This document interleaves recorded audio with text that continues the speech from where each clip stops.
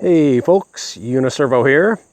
Looking at the back of the truck, it's a truck and dock update. Why is there a truck and dock update for kind of a boring topic?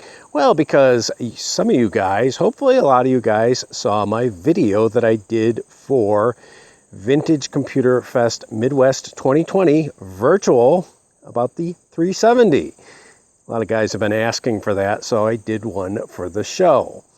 More on that later. But the gist is I needed to fix both my truck and the dock to get the 370 into the building. Because, well, my dock was pretty useless and needed repair. And yeah, it kind of looked like this, all crumbly, and it was falling in. And as you can see, it's gravel, it's sunken.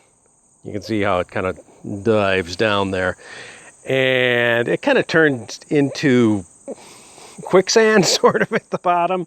And the truck got stuck multiple times and $300 towing bill to get it out. So yeah, it kind of made the dock useless. You probably saw a video on that, oh gosh, a couple years ago? I don't know, it's been a while. Anyway, I have fixed the dock.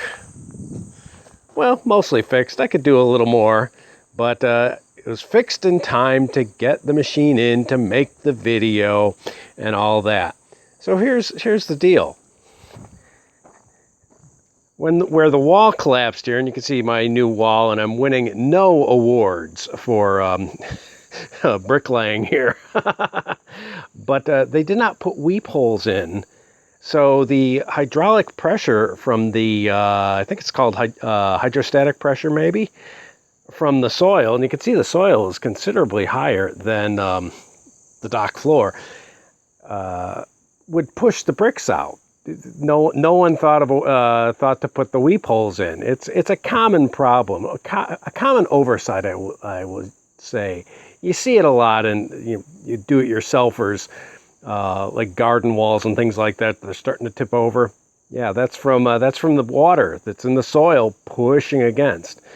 Well, it finally came to a head, so to speak, and I needed to just fix the dock. So I did, and well, new blocks, because a lot of these old blocks were garbage.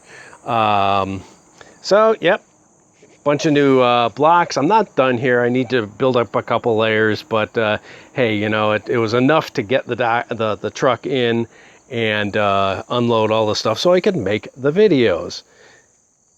And you can see pretty standard. You can see my weep holes down there, and you can see, yes, there is moisture, and the water is indeed coming in here. And I don't really care if it gets there, because if I back up a bit,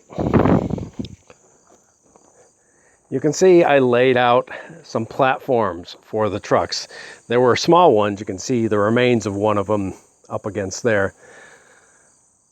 So these platforms built on triple 6x6s covered by a bunch of 2x8s and 2x10s. This is the really good grade of pressure treated lumber. So these will last a very long time. It's a good place for the truck's wheels to ride up on. You can see there, and distribute the weight, and also makes it much easier to get out of here because there's no sort of quicksand gravel to spin my tires in. And hey, no more $300 towing bills. So yeah, so basically the dock is working. I can start moving things back into the building here. And I would like to say, hey, thank you to my patrons, because you're the guys that kind of paid for this. It wasn't a very expensive project, but a few months of Patreon money, so to speak, paid for this. And yeah, I did it myself. It looks like I did it myself. There's still work to be done. I still have to point some of the stuff here. But yeah, it's done enough at this point. And yeah, I'm going to try not to let this be like the final thing here, because I really do have to put the last row or two of blocks in. But yeah, thank you for my patrons that sort of made this possible, and bought me a bunch of bricks and mortar. So hey, expect some more videos. And yes, about that 370 video, if you have not seen it, yeah, it's on the Vintage Computer Festival Midwest 2020 site. You'll find it on YouTube, but I am reshooting it. I'm doing about a scene a day because it was kind of a rush job. It's one of my first videos that actually has like real editing in it. Not great, but you know, it's there. I want to do a better job on that because I'm trying to make that like a sort of like a major video, because there really aren't any good videos on taking the look at the inside of an IBM mainframe from that era. Yeah, you see people, you know, showing off their Z boxes, but this is a good old late 70s 370. So expect that in maybe a couple weeks or so, because like I said, I'm doing about a scene a day reshooting. All right, well, hey, thanks guys for everything.